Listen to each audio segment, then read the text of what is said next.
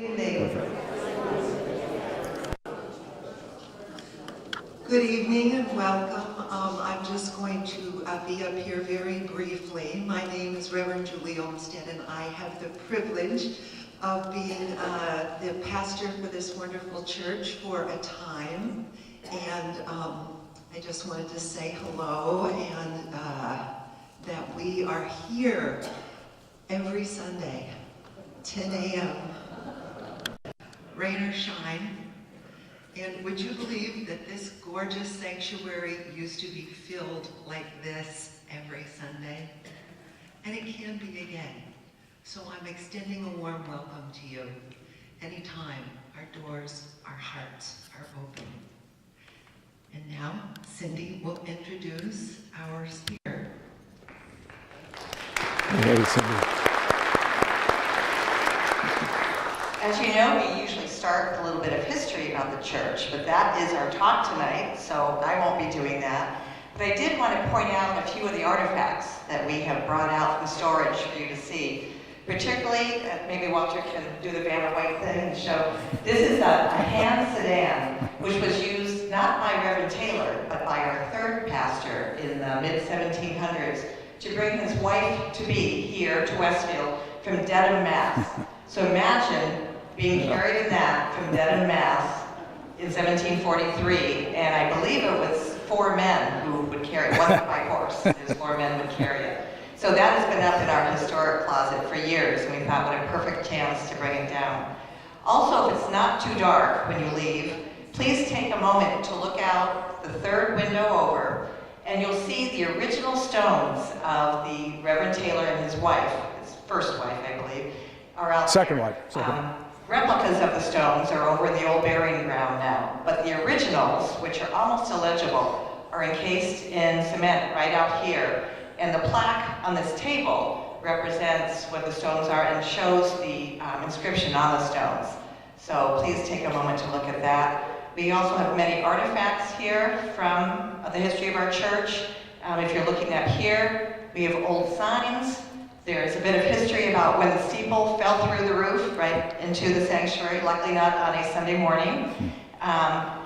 Emerson Taylor was one of our pastors, was quite influential in bringing the history of the church to light and talking about Reverend Taylor. An interesting sign behind Dr. Powell is a seating chart for the church. And at one time you would pay for your seats. And the more you paid, the closer to the front you could sit. So just kind of interesting we found that up there as well. And outside, right around the corner, when you're on your way out to the reception afterwards, there's some very old family Bibles that are just lovely to see. They are stunning books, and we just wanted to share them with all of you tonight. So please take a moment to, and of course, our most important artifact is under glass back there. Bob Brownlee is guarding it for us. It is the original Bible of Reverend Edward Taylor. He brought it over with him from England in, I guess, the 1660s, would that be correct? Mm-hmm. And it is his original Bible. When you look at it, it's very nondescript. Really, it's just a little 5x7 leather-bound Bible. But this was his Bible. And again, being a Puritan, he wasn't a showy man, but this is what he used every Sunday. And probably every day of his life, I would imagine. So please take a moment to look at it. It is under glass because it's very old and very valuable, but we would love to share it and have you take a look at it as well. But it's my pleasure now to introduce our speaker. This is Dr. Walter Powell, and he's the Executive Director of the Mayflower Society, retired. He's currently an adjunct faculty history department at Quincy College. For most of his career, he was the Director of Planning and Historical Preservation at Gettysburg, Pennsylvania. And I learned tonight that it's Gettysburg, not Gettysburg. You can tell you're not from Gettysburg if you say Gettysburg. He's the past president of the Association of Licensed Battlefield Guides. And he got his PhD in English at Kent State, where his dissertation was on Edward Taylor's Westfield. So he's going to share a part of that with us tonight, and we're very excited. So please join me in welcoming Dr. Powell.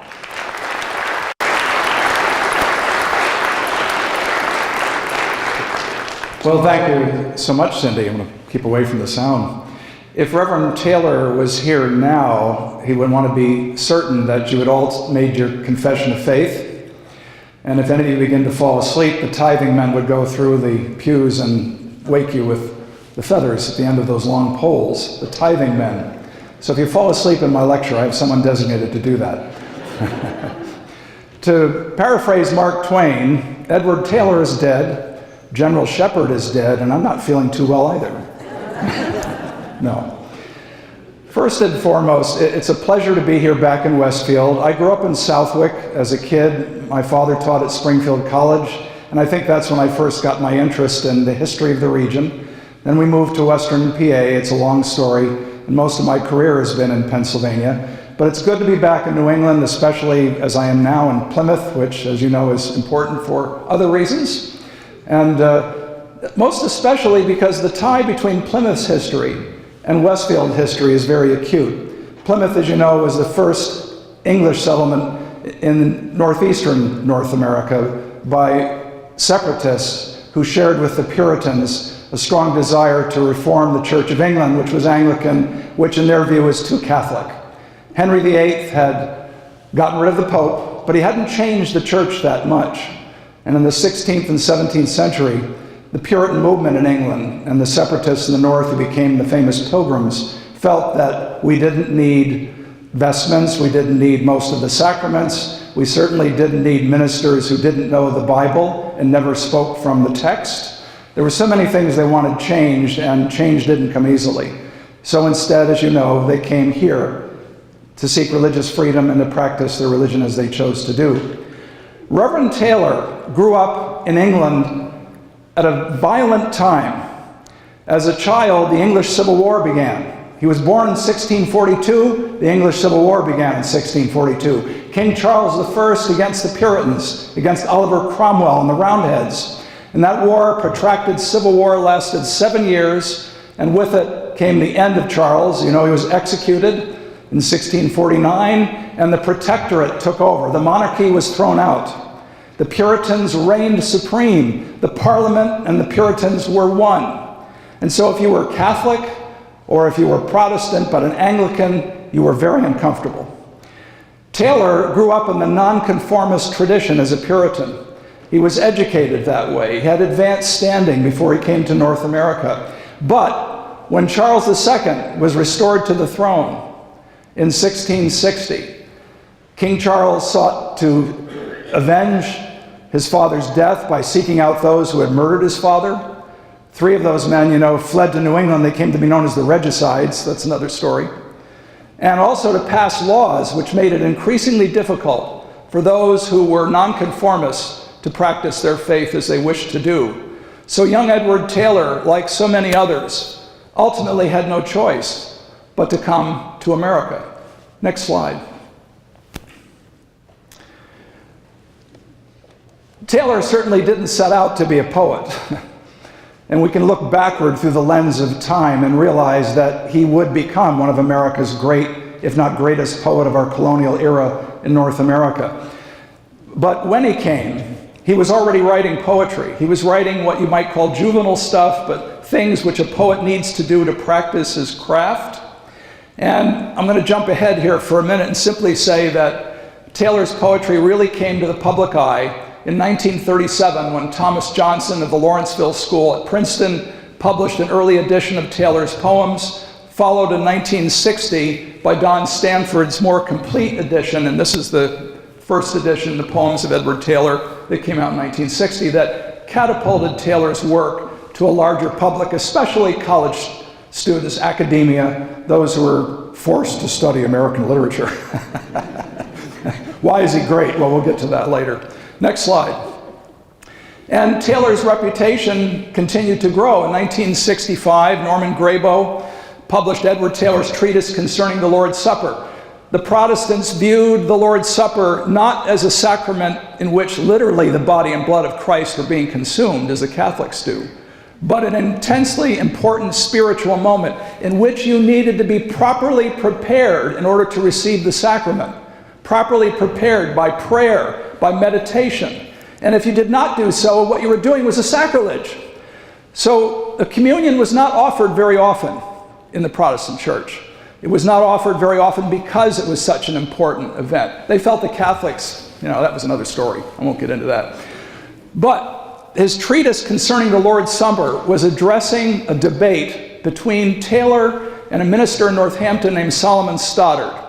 The debate was over who should come to the table to receive communion. Taylor believed firmly that you needed to have made a confession of faith to show that you were spiritually prepared to come to the Lord's table. Stoddard argued that as long as you were baptized in the faith and were of good character, come forward and receive the Lord's Supper. You say, what's the difference? There was a huge difference. Won't get into that now, but just to give you a hint of things that are coming. Next slide. In 1964, Frank Murphy, professor emeritus at Smith and spent many years here in Westfield, Frank edited the diary of Edward Taylor and brought it to a larger public. The original is at the Redwood Library and Athenaeum in Newport, Rhode Island. And the diary chronicles Taylor's youth from his travels to America in 1668 until he came to Westfield in December of 1671. Here's a young man of promise, of advanced education, who comes to Boston. This is the metropolitan area of Massachusetts Bay, who has letters of introduction to the president of Harvard and the Mint Master, John Hull, and quickly becomes the scholar of the house at Harvard, one of the most important students there. However, during this time, he provides spiritual comfort to Goodwife Stedman, the wife of the woodman, janitor, if you will, of Harvard. And the muttering tongues start to suggest that he's providing more than spiritual comfort. And so when a delegation comes from Westfield in the winter of 1671 seeking a pastor, Taylor is importuned to leave. And Charles Chauncey, the president, doesn't want him to go. They're dear friends. He agonizes over it, but Taylor consents to go. And in the middle of winter, you know what it's like in the middle of winter, New England comes back to this, in his view, forsaken, howling wilderness, and becomes the minister here. Now, he is the minister, but he won't call a congregation for the next 7 years. That's another story, and I'll get to it very quickly. However, he begins preaching. And he comes with doubts. He comes reluctantly. He's not married. He's still single. He's out, and from his perspective, in the middle of nowhere. How are we going to deal with that? Next slide. When he came here, he came from a fairly large community in the Midlands of England called Hinckley. Sketchley was part of Hinckley in Leicestershire, sometimes referred to as the cockpit of the English Civil War. Strong anti-royalist sentiments. And the church, and you can see it clearly marked in this 18th century map, of course, like New England communities, was the center of community. And Hinckley was famous for its weaving, for its making of fine hose for men and women. In other words, Edward Taylor lived in a community famous for its tailoring. Literally. Next slide. There's the church as it appears in a 19th century woodcut. They have a website, by the way, and you can look at it and get a few views of the interior. Next slide. And just a glimpse of some of the buildings in Hinckley, again emphasizing the importance of weaving and sewing to the trade, the domestic trade of that community. It's no surprise then that many of Taylor's poems include images of weaving in them. Next slide. And that's just a 19th century sketch, if you will, of women at flax wheels. How often do you see that?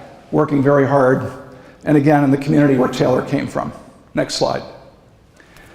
So of all the poems that would ultimately be thrust to the public, and indeed on the website, I think of both here, the church, and also the Athenaeum and their sketch on Taylor, one of the two that's most often reproduced is this poem called Huswifery, or the housewife, if you will, which dates from about 1682 or 83, one of his occasional poems, so-called because it was written not for a specific event, but rather to describe something very commonplace and yet at the same time very important.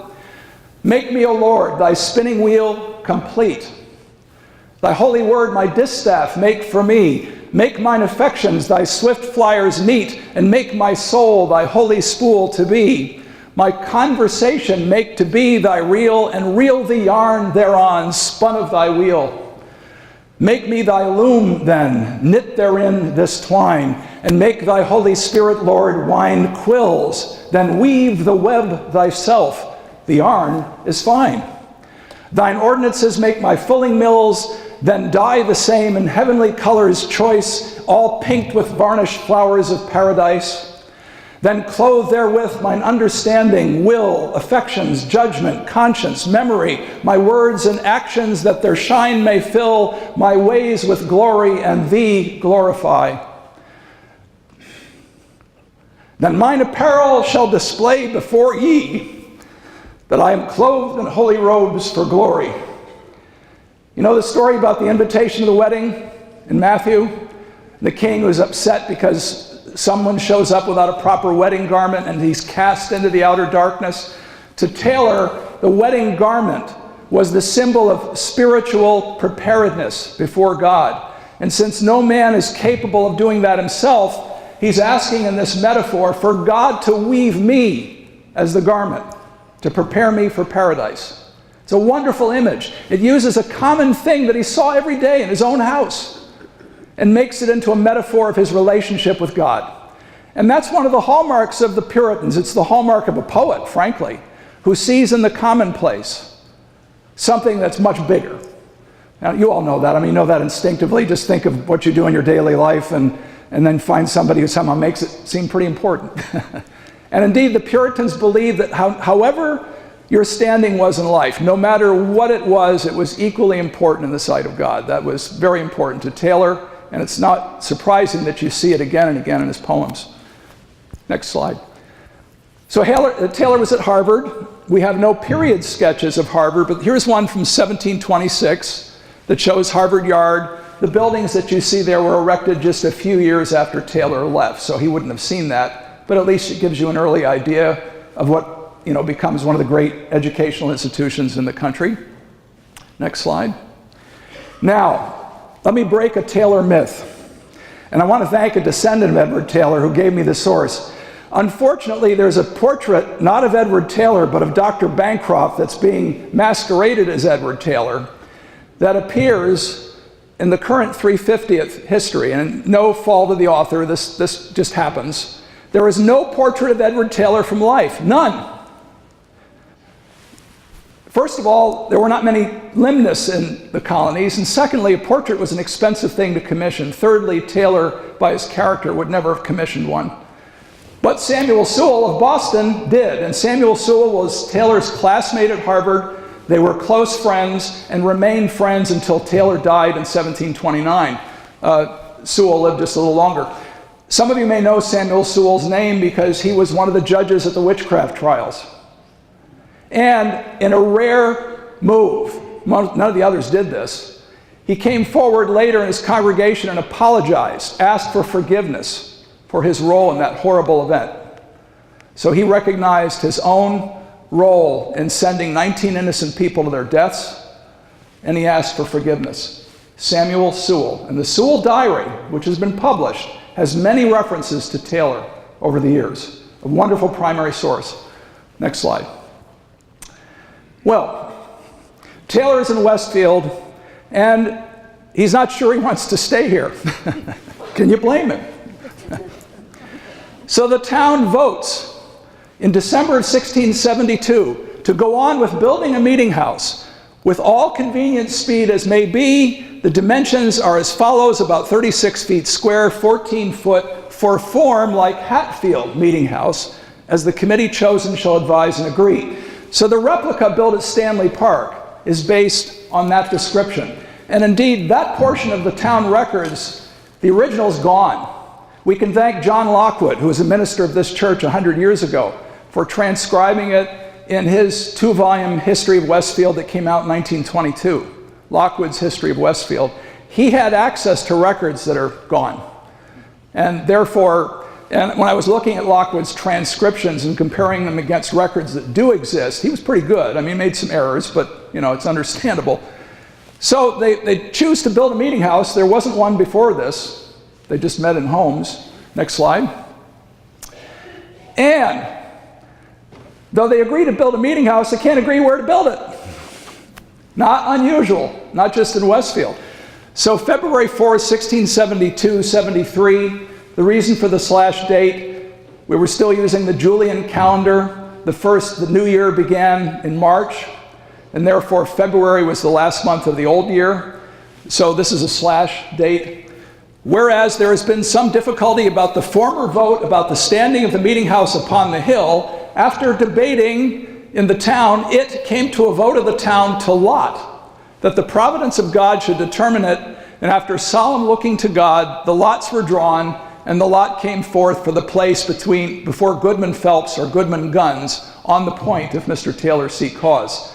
And the point is that area right on Route 20 as you're getting ready to leave Westfield, right at the corner there of the Little River, and that's where that first meeting house is built. There was a marker erected there a number of years ago to mark the proximate location. So the reconstruction's fairly accurate. There were a few things I could quibble with. We know there was no fireplace in that meeting house, and there's a reference to it being so cold they had to move the meeting to the schoolhouse. So it had no chimney like it does in the reconstruction, and I don't think there was a weather vane on the top, but you know, we can forgive things like that. It's nice to have it. Next slide. So Taylor comes to Westfield. He reluctantly agrees to stay, and now that he's in a settled state, as he puts it in his own narrative, he gets married. He'd been spending a lot of time in Norwich, where the Reverend James Fitch was one of his mentors, a remarkable man in his own right, very important in the colonial history of Connecticut in the 17th century, and he meets Fitch's daughter Elizabeth. And they court, and they marry in 1674. And so this acrostic that you see copied from Edward Taylor's minor poetry is his love poem to his future wife, Elizabeth, who he will marry and who will give him several children. It's a relationship of deep love and mutual affection. That volume, by the way, was edited by my graduate mentor at Kent State, the late Thomas M. Davis. And I'll say more about Tom before the end of the program tonight, but he became the country's foremost Edward Taylor scholar, bar none. And at Kent State, we had a group of 7 grad students that we were all part of what we called Taylor's Shop under Tom Davis. So this was volume 1, or volume 3 of a 3-volume trilogy that he did, editing the Taylor manuscripts, including the church records, the sermons concerning the Lord's Supper and more, and various poems, the early poems, the English poems, the Harvard poems, the early Westfield poems, and the occasional poems, in much, much more detail than had ever been done before. Next slide. Taylor's life, of course, is determined largely by events, and in 1675, Westfield is thrust into King Philip's War, or the war with the Wampanoags, the Narragansetts, and many other tribes who were increasingly frustrated by their perception of duplicity, land grabs, everything else. It comes to a boil in an attempt to push the English back into the sea, a massive uprising. Of course, the English view it as treachery. And again, we've got to be careful how we talk about this narrative. John Lockwood in 1919 calls it the Indian menace. Well, we can't use those terms today. Scholars have gone well beyond that, and we have to think in terms of who are the tribes in Greater Westfield? What kind of relationships did they have with this early community? And what prompted them to join in the Confederacy against the English in 1675, 1676? That's another lecture, one of many that you could hear about Philip's War. Notwithstanding, it has profound impacts in Westfield. Westfield becomes a garrison town. At least 30 men are sent from other parts of mostly Connecticut colony to help reinforce the men who are armed here. The population consolidates, moving within a palisade, and the town is attacked. Some Westfield men are killed. They're fortunate that unlike other communities that are completely destroyed, the town manages to survive, albeit often under threat. One of Taylor's most famous narrative poems is basically inspired by King Philip's War. It's called God's Determinations Touching Upon His Elect. His elect. Quick religious lesson. in Taylor's world, his Calvinist world, God had already chosen who was going to heaven and who was going to hell. You were either elect or you were damned. And there was really no way to know if you were chosen or not. But by leading a good life, a spiritual life, and being well-to-do, that might be an indication that you were among the elect. No guarantee, but it might be. On the other hand, it might not. Sound confusing? That's Taylor's world. That's the world of his Puritan colleagues. And so God's determinations touching on the elect is a poem in which he's examining, why has God brought this conflict on us? Why? Why are we losing families? Why are homes being burnt? To him, it means God is not happy. Rather than looking at it as, political or other, socioeconomic or ethnic or whatever kinds of problems that arise, he's looking at it as a direct indication of God's displeasure, and he analyzes it in a lengthy narrative poem. I can't forgive a modern audience by thinking, oh, what do I want to read that for? And frankly, there's a lot of Taylor, it's just plain boring. You have to have been alive at the time. But at his best, Taylor can really be exciting. And I wanted to share with you just the beginning of God's determinations, and I'm going to read the rest in a monotone and continue like this for put you to sleep.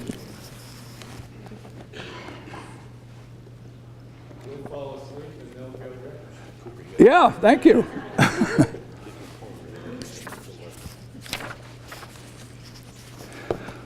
Okay, so remember the events he's talking about took place in 1675, 1676. That woodcut of Philip, because there's no portrait from life, was done 100 years later by Paul Revere. And it's very fanciful, but in some details it's reasonably accurate, much more so than some other portraits that are just awful, that look like a Sioux Indian or something out of the plains. So this is the preface to God's determinations. Infinity, when all things it beheld in nothing, and of nothing all did build. Upon what base was fixed the lathe, wherein he turned this globe and wriggled it so trim?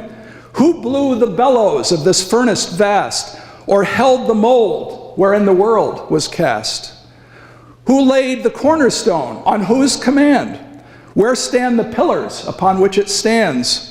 Who laced and filleted the earth so fine, with rivers like green ribbons smaragdine? Who made the seas its selvage and its locks, like a quilt ball within a silver box? Who spread its canopy, or curtains spun? Who in this bowling alley bowled the sun? That's only half of it. I won't read the whole thing, but don't you love that line? Who in this bowling alley bowled the sun? I think you get the image. Next slide.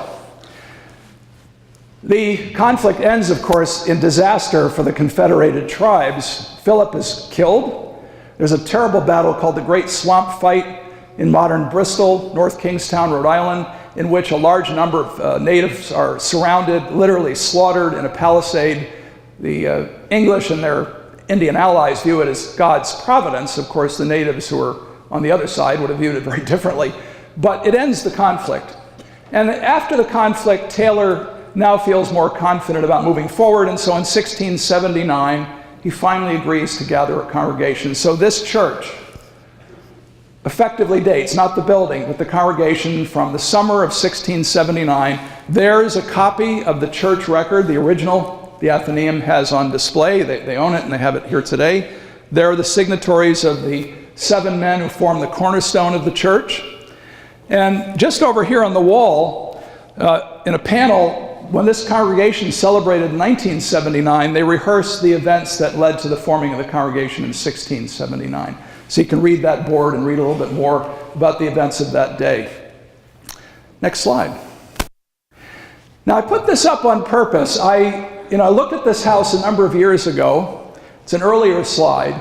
And I know the Historical Commission has been looking to date various houses in Westfield.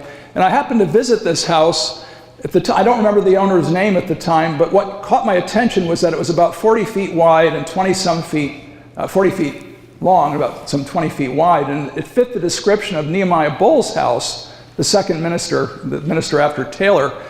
So I really don't know. And I'm just throwing this out. There may be somebody here in the audience that knows more about this building and might be able to be more definitive about dating it. But what is the earliest building in Westfield that survives that would have been here when Taylor was alive? That's the question. Are there any? And this could be a candidate. Obviously, most of the other buildings, like the Dewey House that Western Hamden has, those are later. That would have been in Bull's pastorate, but I'm intrigued. Could Taylor have seen this house or a portion of it? Next slide. During his life, Taylor found moments, as I've been hinting, in which events around him prompted him to write. And one of those poems is called Upon the Sweeping Flood. Westfield is no stranger to floods, as you know. And there were plenty of them in Taylor's time. So in August of 1683, he writes, "Oh, that I had a tear to have quenched that flame which did dissolve the heavens above into those liquid drops that came to drown our carnal love. Our cheeks were dry and eyes refused to weep. Tears bursting out ran down the sky-dark cheeks. Were the heavens sick? Must we their doctors be, and physic them with pills, our sin, physic as in giving medicine? To make them purge and vomit, see, and excrements outfling. We've grieved them by such physic that they shed their excrements upon our lofty heads." To put it bluntly, in Taylor's world, we've sinned so grievously that God is literally, you get it. I'm going to avoid the language. It seems crude, but in a sense it's not. I mean, it is the eschatological side of Taylor that's looking at the whole story and the anger he's trying to express that God feels, presumably. So even a natural phenomenon like a flood can be construed as evidence of God's displeasure. It won't be that long before we're moving towards another way of looking at natural events. That's coming. But it's not yet part of Taylor's world. He can be astonished and amazed and glorify the natural world, but at the same time look at everything as a type or a metaphor or a symbol of the relationship with the Creator. Next slide. To me, one of the things that got me so interested in Taylor was really his day-to-day life in Westfield. When I went to graduate school, there were plenty of people working on Taylor's poetry, the aesthetic, the formatting, the rhyme, the texts. I was more interested because I'm an historian really by trade. And what was life like here? Who were the people that lived here? What were the issues? What did Taylor have to cope with? As the minister, he was not just a doctor. He was, he was literally the physician of the town. He was their minister. He served in many other capacities. He had to be a farmer like everyone else. And he had to deal with disciplinary cases. So in a sense, he served as a kind of magistrate, at least within the church. And early on, there were numerous disputes in this community, a rural community in which people got in each other's way over issues relating to fences, animals, and things like dams. Somebody erecting a dam above my dam, so I go up and tear his dam down. And in this case, from 1684, which was held at the Hampshire County Court in Northampton, Thomas Dewey and Josiah Dewey are plaintiffs in a case against Joseph Pomeroy and Samuel Taylor and Nathaniel Williams, concerning a dispute, one of several that they're going to have. And there is a lengthy passage in Westfield's church records about the dispute over the Deweys. And at one point, in another case, the Deweys actually steal the tools from, it's interesting stuff. But what it tells you is that, as petty as it may seem, Taylor demanded that the aggrieved parties appear before all of you and be humiliated, that's the term, public humiliation, to confess their wrongdoing and to promise not to do ill again. Can you imagine doing that in front of your church today? Might do some of us some good, I don't know. But next slide. Here is, just further, I won't get into the details here, but Brother Winchell's acknowledgement, another aggrieved party. To the Reverend Mr. Taylor, pastor, together with the Church of Christ at Westfield, these lines may certify you that whereas a temptation oversetting me in respect unto the Reverend Mr. Younglove, so as I unadvisedly, rashly, and offensively reflected against him some of the expressions of his sermons, thereby making a bad use of them, as saying he was not the man, from Isaiah, and in that he said by way of allusion to sinners, backwardness to come to God, etc., etc., etc. Winchell was living in what we now call Suffield, Southfield. Suffield and Westfield had a long-standing boundary dispute. And people living in what is now Suffield actually attended Taylor's church. But Winchell was attending the congregation gathered by Reverend Youngglove, and he didn't like him. And you don't humiliate your pastor. And so who's going to discipline Brother Winchell? Edward Taylor. And it's in the church record of Westfield. Verbatim, and that's a verbatim transcript of it. I was looking at some of it earlier today. And I want to thank Kate Deviney for, one, the work that she does at archives at the Athenaeum, which is not an easy job, and the courtesy of making some of that available to me this morning, with humor. Not always easy to have. So anyway, next slide. In 1689, just a few years later, like so many in this community, Westfield, Taylor suffered a death, in this case, his dear wife, Elizabeth Fitch, who died, as you can see, in 1689 in the 39th year of her age. That stone remains remarkably intact even now. It was carved by a man named Edward Griswold, or one of his family, and his style is very distinctive, as Cindy Gaylord can tell you from Mechanic Street Cemetery. There are several of these stones that have very similar carving. So that one survived, but Taylor's own stone and that of his second wife didn't fare so well. Different material. Those are the ones that are out here. That one remains in Mechanic Street. Taylor wrote a long poem on the death of his wife. And it suffices to say that he struggles with the fact that as a Puritan, you're not supposed to unduly grieve. You're supposed to rejoice that your loved one is going to heaven, and you should not place any emphasis on the corpse. But how can you do that? How can you humanly do that? I know I've had a lot. I lost my father a few weeks ago, and I keep thinking, how could I be Taylor and just say, well, that's fine. He's with his maker and things are all well. No, he grieved deeply, and he would continue to grieve. And it's evident in the poem that he wrote, to my dear, ever endeared wife, Elizabeth Taylor. And he goes into great detail about the relationship and the 5 babes that thou took from me before this stroke, the 5 children that died of their union before his wife. Next slide. I want to spend a few minutes and just look at some of the town records, which I had the privilege to work with. When I first came to Westfield in 1976 to work in the town records, I was in the town vault. Eleanor Toms was the assistant city clerk, and I'm sitting in the vault under a single light bulb, transcribing, learning these different secretarial hands. Different clerks had different handwriting, and there were 6 distinct clerks that I became familiar with, starting with James Cornish, later Isaac Phelps, who had it for a long time.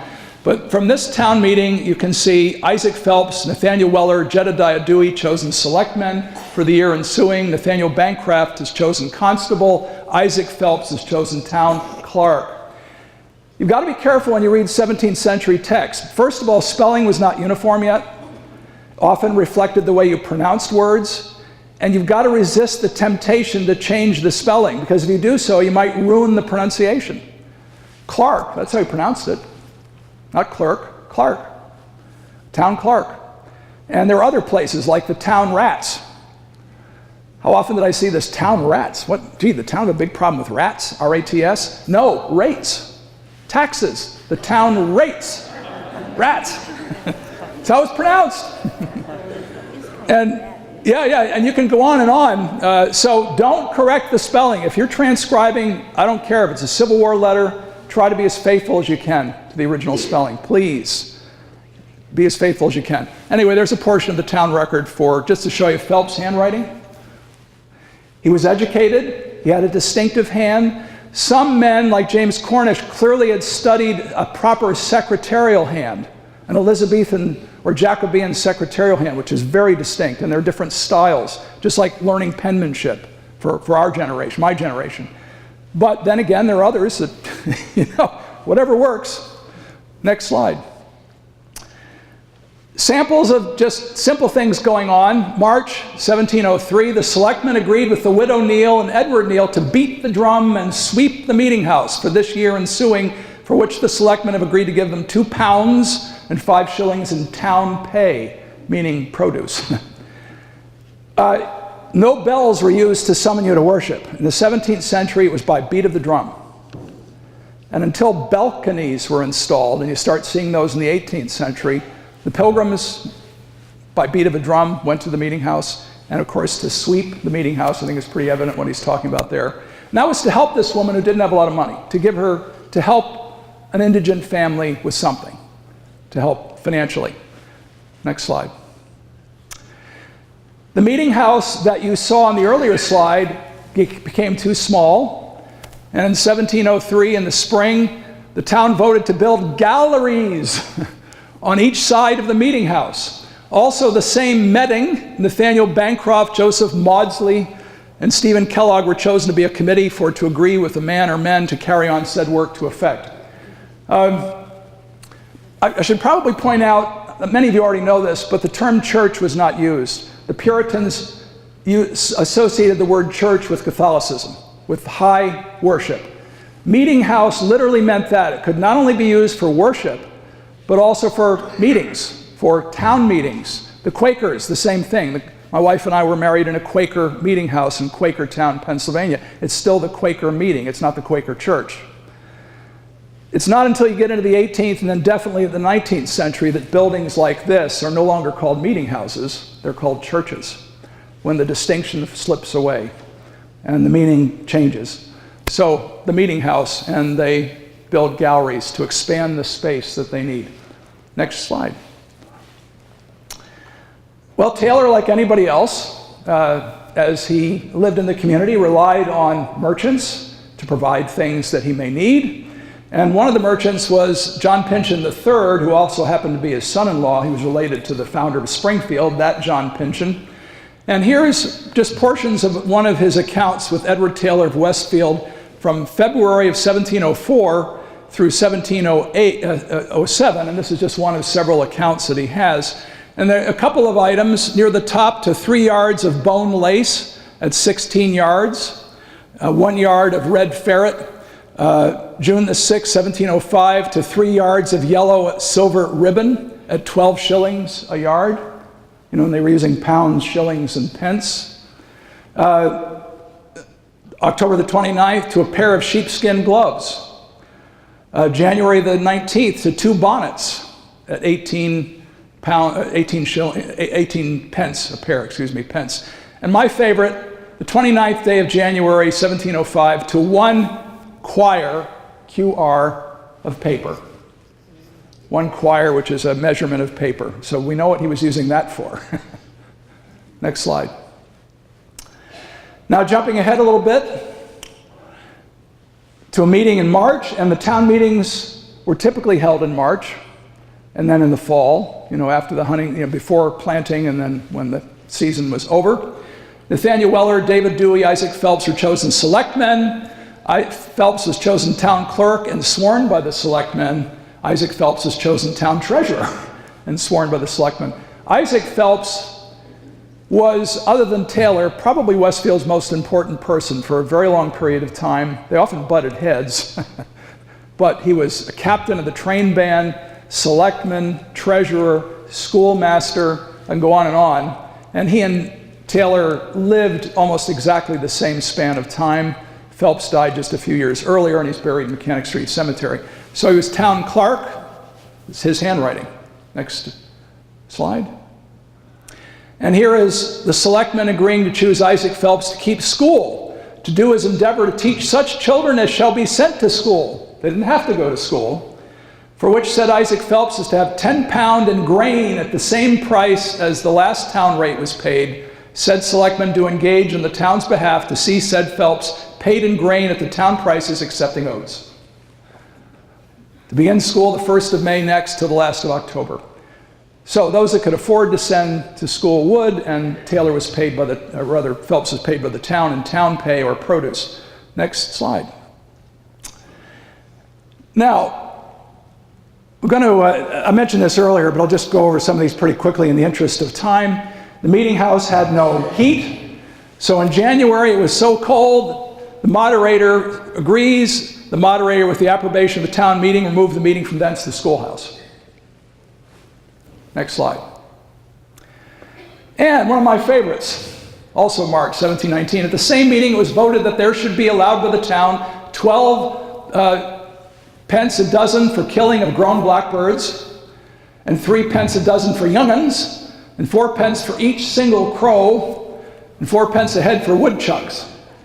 The heads being brought in either to John Gunn, Israel Dewey, or Thomas Ingersoll, who were chosen and appointed to reserve them and keep the account. Is this a farming community or what?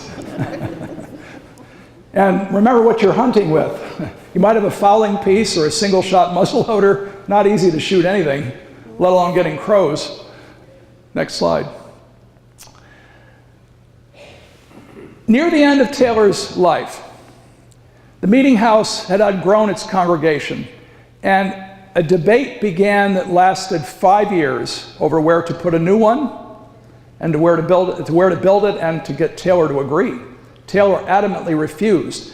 Multiple committees were appointed to look at locations, to try to entreat Taylor. And here is an example. At a legal town meeting, October 11, 1721, at the same meeting, the town made choice of Captain Phelps, Deacon Noble, Captain Ashley, and Deacon Ashley to go and treat with Mr. Taylor concerning his removing to the new meeting house to attend the worship of God there. He wouldn't go. In fact, to punish the congregation who was against him, he refused to serve communion. He withheld the Lord's Supper. And both his friend, Samuel Sewell, and the Reverend Stephen Williams from Longmeadow, who visited here frequently, were urging Taylor to reconsider. He was adamant. But his mind changed when something happened in Westfield in 1722, a smallpox epidemic that killed a number of people, including prominent members of the congregation on both sides of the debate. And Taylor saw that as an indication of God's displeasure and consented to the move. And the location chosen wasn't that far from the first one. It was along the main highway, the highway Route 20, really less than a half a mile from the earlier building, but location was everything, and where your house was in relation to the meeting house was everything. Just as, because you're in the front pews, you're the most important people in Westfield. You've paid the highest amount of pew rent.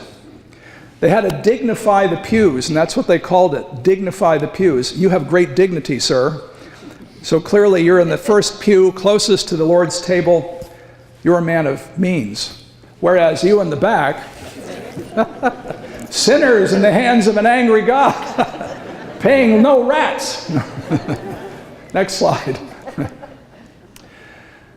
Now, with his age came the need to bring a new minister in. Again, Taylor was very reluctant, but began to realize he just didn't have the capacity to preach anymore. And the congregation approached several people, including a man who would come to Westfield as a school teacher named Isaac Stiles. And Isaac Stiles ultimately took a better job elsewhere. He was offered more by a church in New Haven, and he went there. And finally, in 1726, they managed to convince Nehemiah Bull.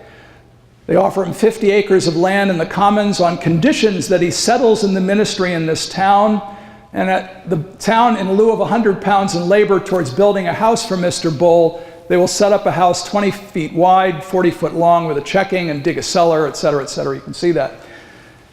That study table, now in historic Deerfield, in their collections, belonged to Edward Taylor. And it appears in his inventory as a study table worth 10 shillings.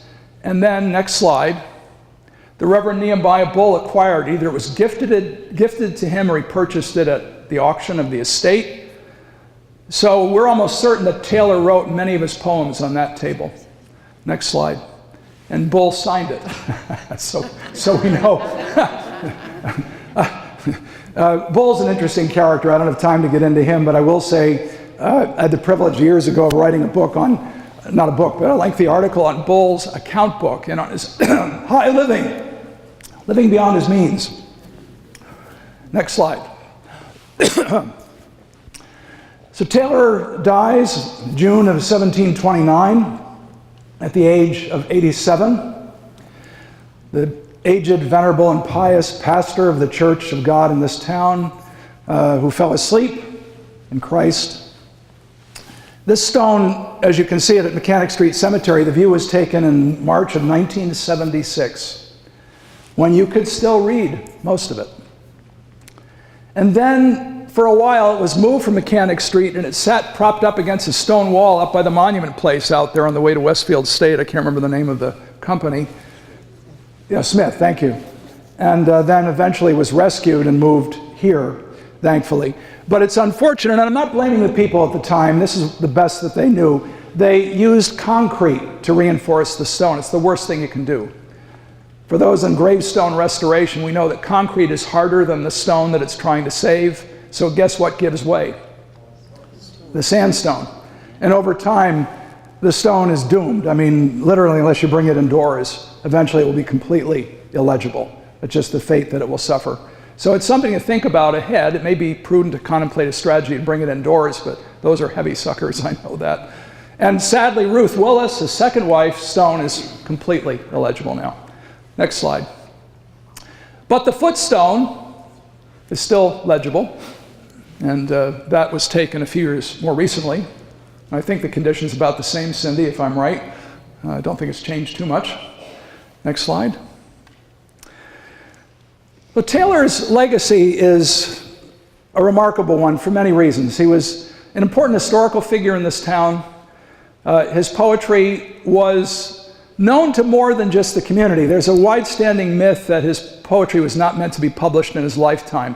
We know that he published an elegy to Deacon David Dewey. We know that some other elegies that he delivered were likely published. We know that he carefully prepared his manuscripts many times with the idea that ultimately they would be published. Unlike, in one sense, Emily Dickinson, who, you know, there's the famous myth about her having her letters destroyed, we know that, but having her poems tucked away in drawers, et cetera, et cetera. I won't get into that, but Taylor was not obscure to his contemporaries. His ministerial friends knew he was a poet, his congregation knew it, his family knew it, but the wider world did not. And that's, so, you know, I can understand why people say, yes, there were, you know, he didn't want his poems published because they simply weren't aware of what Taylor was about. But thanks to Thomas Johnson and Don Stanford and Tom and Virginia Davis, who seen here in Greece on a Fulbright back in the 1980s, Taylor has emerged as America's foremost colonial poet of English North America. As we still have a lot to learn about the Spanish, the French, you know, that in English North America we tend not to focus our attention on, but in English North America, clearly our greatest poet. He ranks very highly with other English poets of the time, whether they're John Donne, and others that come to mind, and at his finest, he is among the best. So we have every reason to be proud of him, to continue promoting his legacy, and most importantly, to preserve the artifacts that belong to him. His Bible in this church.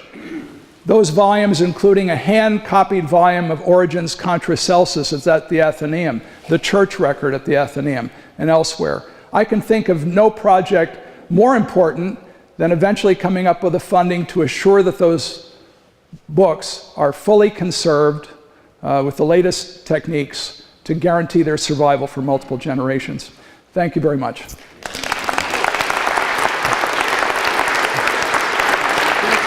Absolutely.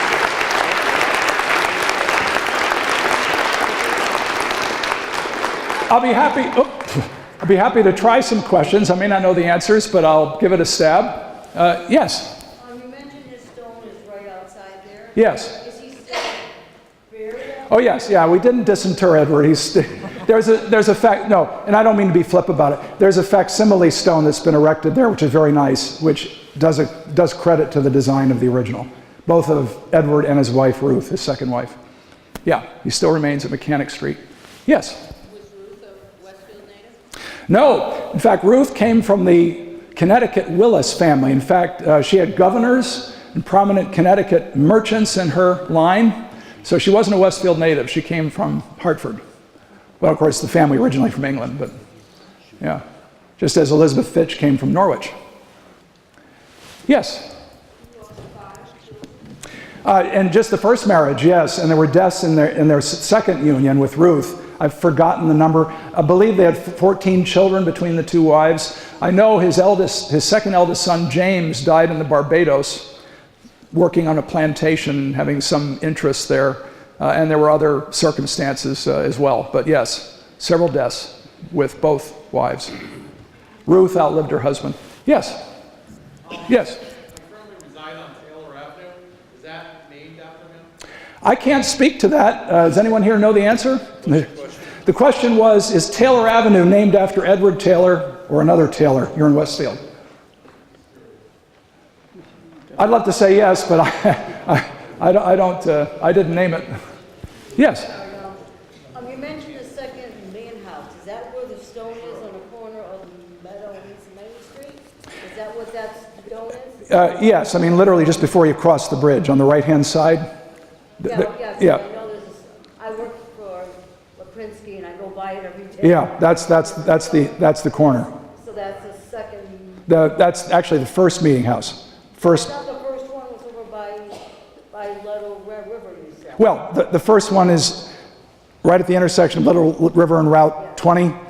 Yeah, heading out of Westfield. That's the first meeting house, yes. And the second one? Second one is closer to the center of Westfield. It would be on the right-hand side. There's a large white frame house standing there, which I believe is a Maudsley house, or at least at one point it was, which I think is the location. I'm not absolutely sure.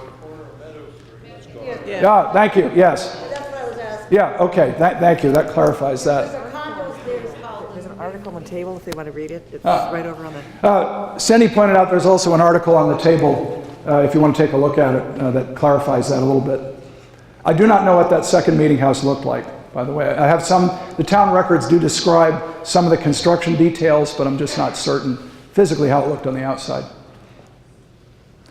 Yes, way in the back. Why was the town attacked by the English around 1770? Oh, you mean the Native Americans, the Philip's War? I was talking about King Philip's War. You said there was quite a few deaths and the town was destroyed.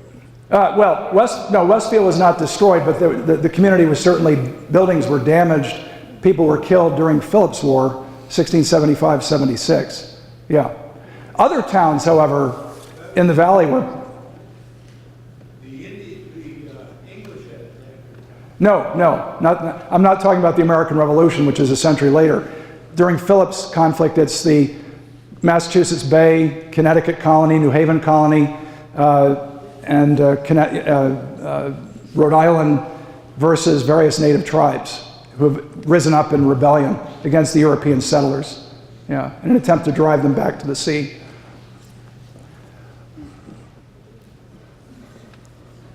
Yes?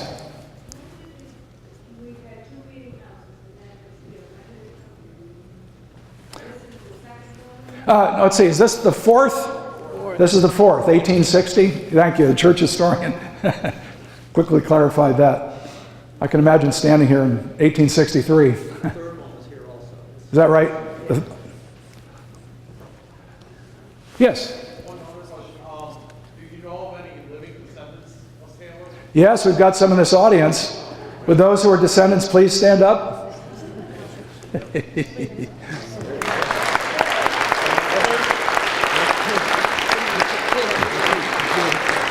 See what I mean? Dignified. First cue. And I'm so grateful that you came. The society that I recently retired from, of course, gets all the Mayflower descendants to stand up at every meeting. Well, we're better than that. Yes? Are there any of his sermons still collected or in any volume? Oh, yes. First of all, some of his sermons are extant in the Westfield town records at the Athenaeum because he copied them out longhand. And while they're difficult to read, I will mention that if you don't want to keep Kate busy at the Athenaeum, you can look at, she also has it in the library, Tom Davis's transcript of the church records and related sermons. This published volume by Tom Davis and his wife Virginia Davis is available at the Athenaeum, and you can read those sermons in the original, or you can compare them if you want. But also several other volumes. The Norman Graybo book that I mentioned has some of the sermons, and some of them are now being digitized and placed online as well. So yes, they are available. Thomas and Virginia Davis, Westfield Church Records and Related Sermons. Yes? I find it curious that all 5 of his daughters from the second marriage married ministers. Can you speak to how that happened? Well, to be honest, I don't know the particulars, but I do know it's not unusual when you look at the history of the ministry in New England, connecting to prominent families, the network of ministers and the way in which they met. And I can't say specifically if that's the reason, but I'm guessing it may be. It's a good question. Yes, way in the back. When you started studying Taylor when you were doing your doctoral dissertation, what today makes you still seem so animated and excited about it? Well, thank you for asking the question. I think because there are times, even when I was reading one of his poems, because you've got to read poems aloud, you can't just read them silently, when something really hits you. I mean, it's easy to say that, but you have those moments. And when I was singing a hymn on Sunday in church choir, my tears were pouring down my cheeks. I couldn't contain it. Just something really hit me. And Taylor has those moments for me when he does that, and I'm trying to figure out why. And I think I know part of the answer, but I don't know the whole answer. And the other thing is, like so many of us, just love early New England history. And his story and all these men. Actually, I think I'm Isaac Phelps reincarnated. So we butted heads all the time. that Reverend Taylor won't move, refuses to see progress. Anyway, I think that's it. And finally, in all fairness, I have to say that my mother and my father, and I want to say this about my dad because he raised us up here before we moved, and he never wanted to leave here. He always reminisced, even late in his life, I loved living in Massachusetts and New England, almost with reverence it's hard to describe, and I know I got some of that. I know I picked it up from Dad and Mom. Hard to describe. Well, please take opportunities to, certainly I want to thank the 350th committee, Harry in particular, and the whole committee group for their excellent work. There are items, I believe, on sale, are there not, in the narthex? And please take a look at, yes, upcoming events. Here we are. Harry Rock, President of Westfield 350. How about a nice round of applause for outstanding job. Outstanding job. It was just phenomenal. Thank you so much for coming, being a part of this, and nice to know that you've come from this area. Nice to have the Taylors here tonight. How about that? Dignified Taylors, I might add. I'm going to start sitting in the front pew from this point forward. Not that I contribute a lot, but I'll still find my way up here. So great to see everybody again. I love my Westfielders for coming out. This is lecture number 9, if you can believe it. And I was reminiscing as I was looking at my card. We started these on November 28th with the City of Westfield celebrations when we were up at Scanlon Hall. It seems so long ago, but number 9, I'm going to be sad to see when these roll down to the end. But we have 5 more to go, everybody. We will be on again in 3 weeks, so you're going to get a little bit of a break from us. So you'll come back with renewed enthusiasm because you'll want to find out what's going on at Scanlon Hall up at Westfield State University, our other home that takes care of these. Special warm welcome to Dr. Vanessa Deanna and her class from Westfield and 350. The students from Westfield State College that have been following us around and help us when we're up there. So thank you, Westfield State, and the students. We're thrilled to have you here.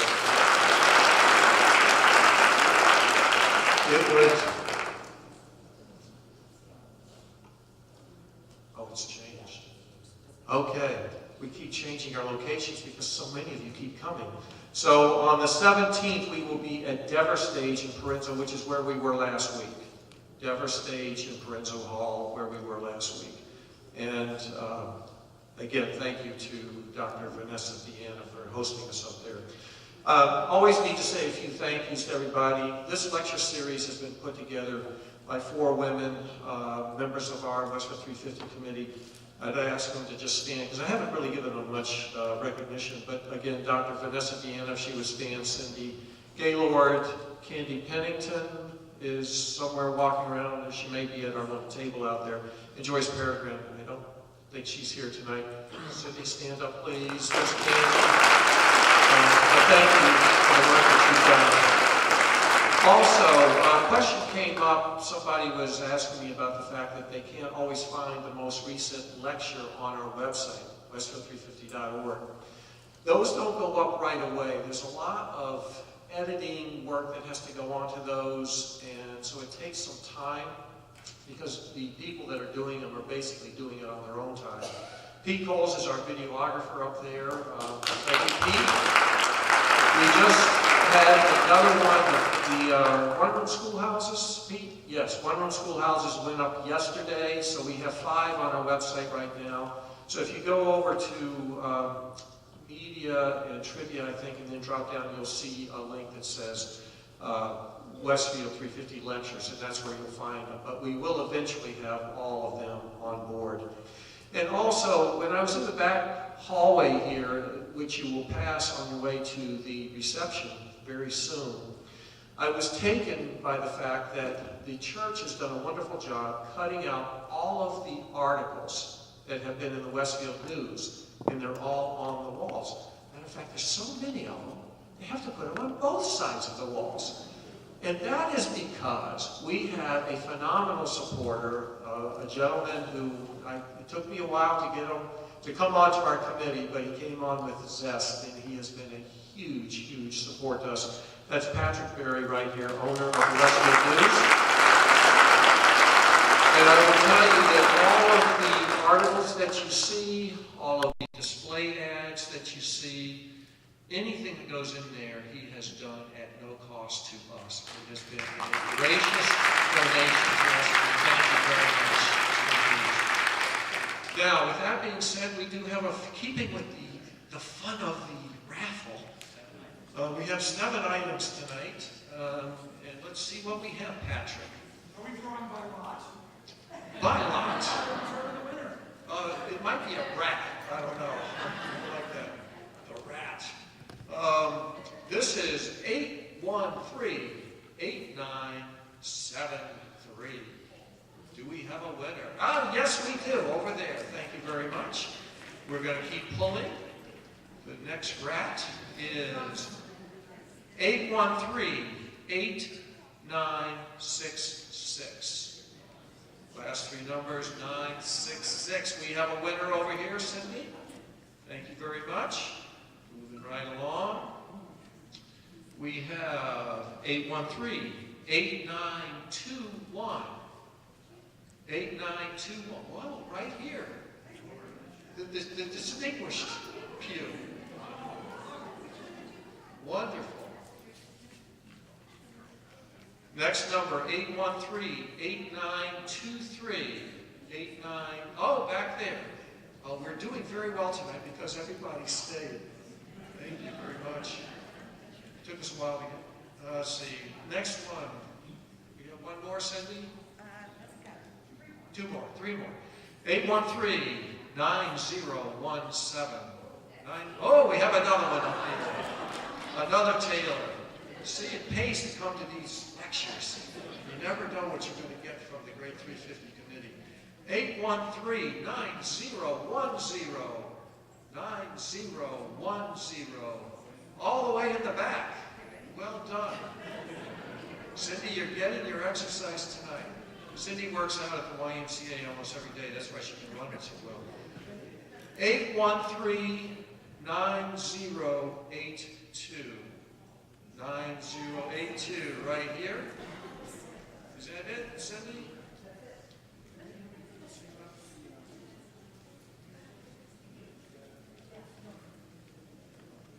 A couple of things. May 17, 18, 19, please make sure you have that on your calendar. That is the big birthday weekend.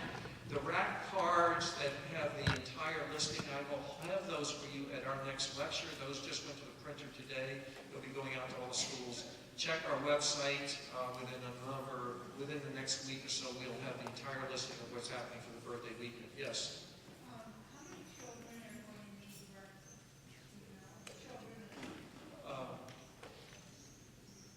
I don't, a lot.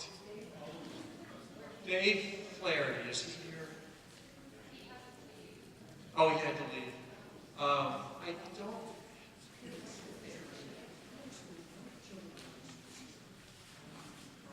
Is it 5,000? I don't know. I can get the number for you. I'm thinking we get 5,000 in total. That's my thinking. So, but we do. We're going to be putting on a big community pancake breakfast on Saturday morning, the 18th, from 7:30 to 11. It will be at the middle school. Adults are $6, children are $3. We are asking for donations. We would like to get people to sponsor a classroom of roughly 25 students per class, 25 students per class. And I don't have the sheet with me, but there's some information. But we are looking, if you are interested in sponsoring a classroom where all those children will get a ticket to come to the community pancake breakfast, see us afterwards, because we would love to have you sponsor us on that. It'd be a great community event, and we would hope that all of you come as well. We're trying to draw all of Westfield out. And the last thing I'll say, and then we'll break, is that on that birthday weekend, and I'm going to start pushing this concept out, we want to celebrate Westfield. We love our city. It's got civic pride. We want to decorate. So pull out all of your Christmas lights. Put them on your trees, on your houses, bushes. I don't care where you put them. Let's light up Westfield like a big birthday candle. How about that? Let's show our civic pride. Just put some lights out and start thinking about it. We're going to start spreading that concept. With that being said, anything else? Please, reception to our left. Join us. Thank you so much for coming. We'll see you on the 17th at Dever Auditorium.